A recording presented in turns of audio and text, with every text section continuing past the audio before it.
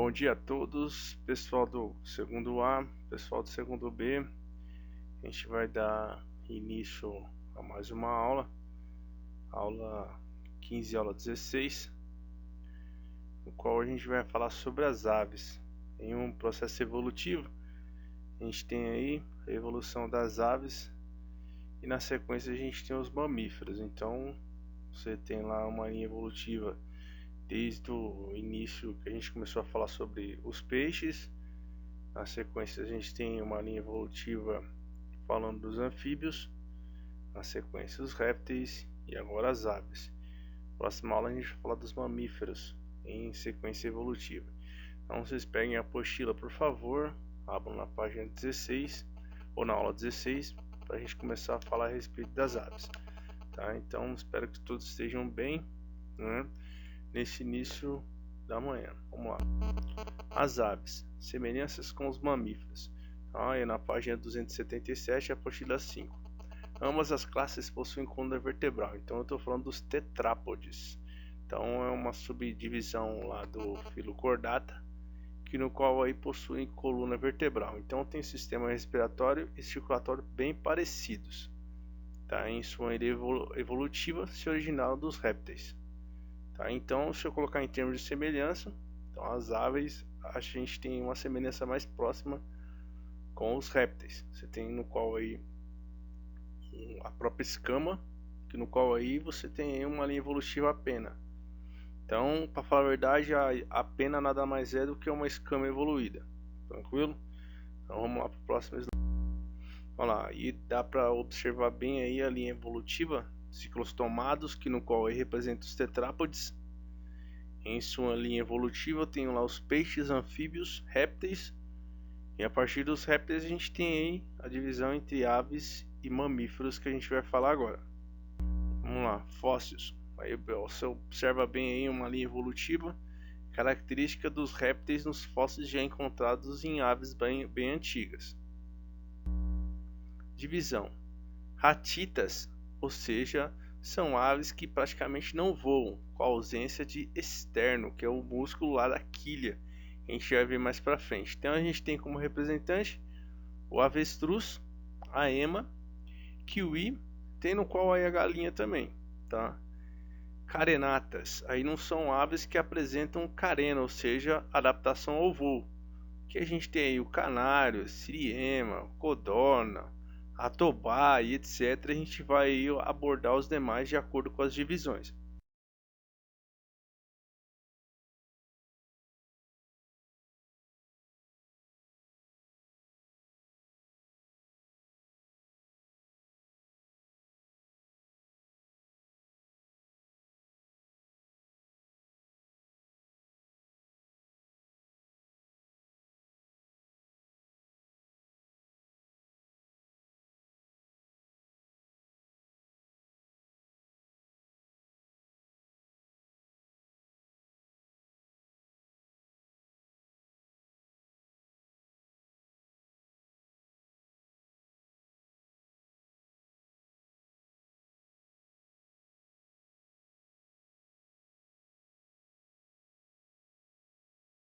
Continuando, agora a gente vai falar dos carenatas, que são aves que são adaptadas ao voo e que possuem a quilha. Ah, professor, eu estou vendo aqui a imagem do pinguim. Ele tem a quilha, mas não é adaptado ao voo, porque não tem saco aéreo. O pinguim é uma exceção nesse contexto. Ele usa a quilha para o nado. Para essa circunstância ele usa a quilha. Tá? Então, professor, mas ele não voa, mas ele usa a quilha para nadar, nesse contexto, tá? Ele é classificado como carenatas. Carenata já está dizendo, ó, carenagem é como se fosse uma quilha na parte do osso externo do tórax do animal. Tranquilo? Continuando. Outros representantes dos carenatas, tá? A gente tem a corujinha, bonitinha, os patinhos e o urubuzão, tá? Então são representantes dos carenatas, como eu falei aqui, ó, nessa região do externo, tem essa quilha que faz com que ocorra aí essa adaptação ao voo. Também a presença de saco aéreo, né? Como eu estava falando para vocês. As aves têm pele seca, sem glândula e rica em queratina. Ou seja, essa queratina ela vai envolver as penas, facilitando a situação dela não molhar. Então, ó, O corpo é coberto por penas que são impermeáveis. Então a queratina ela vai fazer esse processo de impermeabilização da pena, facilitando o processo dela secar mais rápido e favorecendo o voo da ave, principalmente em aves aquáticas, que no qual elas vão nadar em determinadas circunstâncias. Você tem, por exemplo, o próprio pinguim, como foi citado anteriormente, e como também a situação de atobás, né, que acabam mergulhando para poder pegar peixes. Então eles acabam saindo e favorecendo essa circunstância no qual aí vai favorecer a sua predação, ou seja, a sua caça, né? Continuando aí, ó, essa lubrificação da quitina, ou seja, da queratina, através dessas glândulas uropigiais, tá? Essas glândulas são fundamentais aí no qual aí vai favorecer aí esse processo de lubrificação das mesmas pela essa queratina, tranquilo?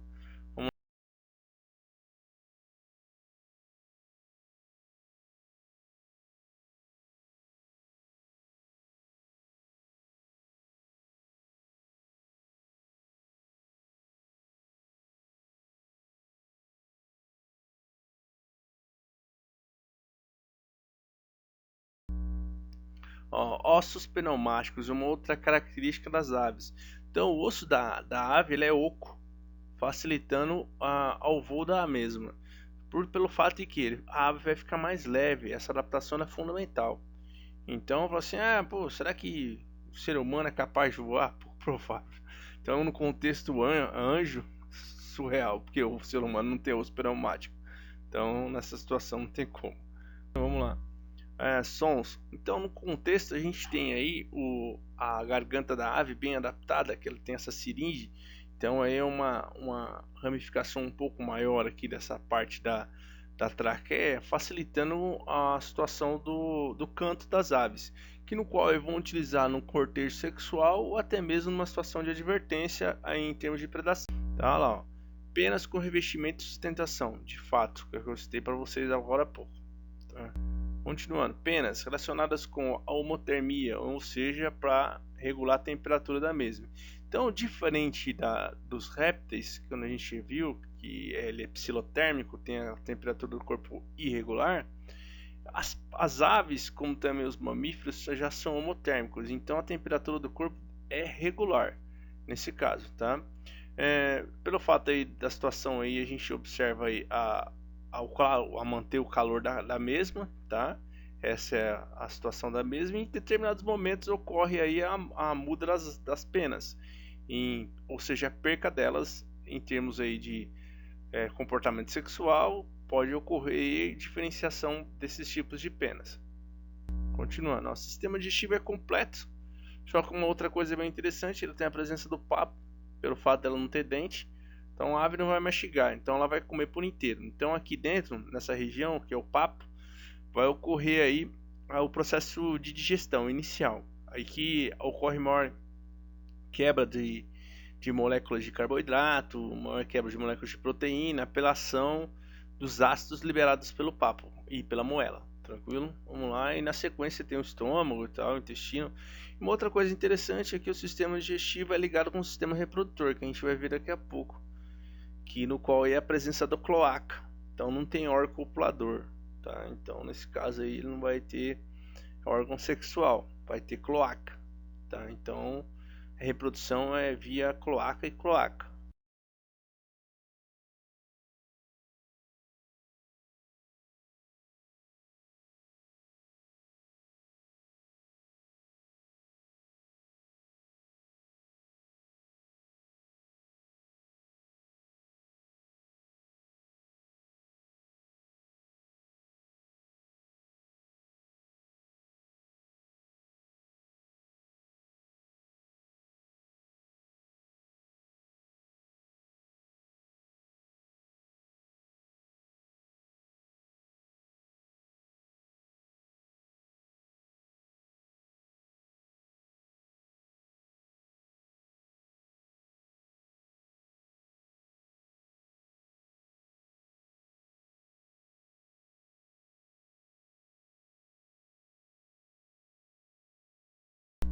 Continuando, sistema circulatório, diferente do que a gente viu lá no réptil, a gente tem um sistema circulatório bem dividido. Ele é fechado e está já bem dividido. Então a gente tem sangue arterial e sangue venoso nesse contexto, tá? Então aqui, ó, bem definido para vocês. Então você tem o vermelhinho lá, o sangue arterial, e o azulzinho, o sangue venoso.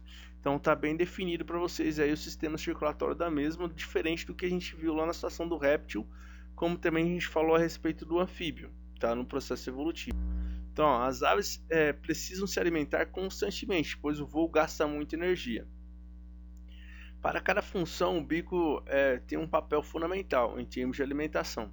Também tem uma outra situação que é a aerodinâmica da mesma. Então, ele vai favorecer a adaptação ao voo. Tá? Então, como também outras características dessa peculiaridade, que é a situação aí do urso pneumático, como a situação lá da quilha e etc. Tá? Continuando, reprodução. No sistema reprodutivo, a gente tem a situação aí que é uma reprodução sexuada, uma característica, tá? No qual ele vai representar sendo dioica, sexo separado, um macho e fêmea. Não existe ave que com reprodução monoica, só dioica. Em algumas situações aí a fêmea pode estar contribuindo no processo gestacional, ou seja, em termos de choca. Então pode ter alternância. As fêmeas podem botar os ovos e os machos podem chocar, e vice-versa, podem trocar aí, revezar o processo gestacional. Mas nesse caso só as fêmeas vão botar os ovos. No processo de acasalamento podem ocorrer situações, como por exemplo trocas de penas em determinados momentos, como também, por exemplo, sons característicos, danças e etc, para poder chamar a atenção da fêmea, tá? Ovos com casca grande, com grande quantidade de vitelo, no qual vai favorecer aí a nutrição do mesmo durante seu desenvolvimento embrionário. Continuando aí, ó, essa imagem é bem bacana, tá? Quem veio primeiro, o ovo ou a galinha no contexto reprodutivo? Então, para ser mais exato, numa linha evolutiva você tem aí, né, desde a célula se evoluindo para um organismo pluricelular e assim vai. Então, no contexto aí célula, comparação membrana, citoplasma e núcleo, a gente tem a comparação do ovo. Então, para falar de maneira mais óbvia, quem veio primeiro foi o ovo, ou seja, quem veio primeiro foi a célula. Então, caracterizando as circunstâncias de que o ovo tem as mesmas características celulares. Então, nós, no contexto evolutivo, se evoluímos de organismos unicelulares, dando origem aí aos organismos pluricelulares numa linha evolutiva bem bacana. Continuando, vamos falar agora a respeito de uma doença viral causada por aves. Então, no contexto migratório, infelizmente, o H5N1 é um primo do H1N1, como também é primo agora do corona, da família do coronavírus. Tá? Então, causado por aves que estejam contaminadas. Vamos lá, bem bacana aqui, ó. Agente etiológico é o vírus, o influenza, né? H5N1, hospedado por aves, porém pode infectar diversos mamíferos, no qual aí o ser humano. O H significa hemaglutinina e o N neurominidase. Tá? Então, no contexto aí, a gente tem o material do vírus envelopado por uma glicoproteína, que é utilizado como soro de sorotipagem para saber se o fulano ele é soro positivo ou não, ou portador do vírus ou não. Tá? Pode causar febre, enfim, infecção relacionada ao sistema respiratório e etc. Tá tranquilo aí, pessoal? Então, outro porém, como eu já tinha falado pro pessoal do terceiro ano, se vocês tiverem dúvidas a respeito do conteúdo, professor, eu não estou entendendo isso ou aquilo, determinada parte eu não estou entendendo, entre em contato com a gente, seja pelo portal da escola, vocês acabam teclando lá pelo portal da escola, ou até mesmo vocês podem entrar em contato via e-mail, como também via Messenger do próprio Facebook. Né? Quem me tem lá adicionado no Facebook pode mandar mensagem pelo Messenger do Facebook, não tem problema não, que a gente responde. Tranquilo? Pessoal do segundo B, pessoal do segundo A, saudade de todos vocês. Espero que vocês tenham gostado aí da aula de aves. A gente vai falar na próxima aula de mamíferos, tá? E é isso aí. Então, muito obrigado a todos e tenham uma ótima semana a todos.